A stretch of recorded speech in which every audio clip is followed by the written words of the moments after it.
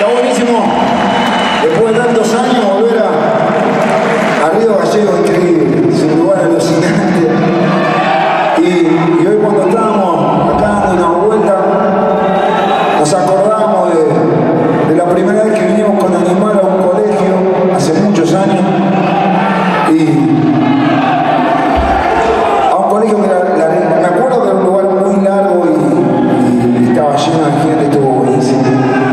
Y después volvimos a los 2 años y tocamos en otro colegio también.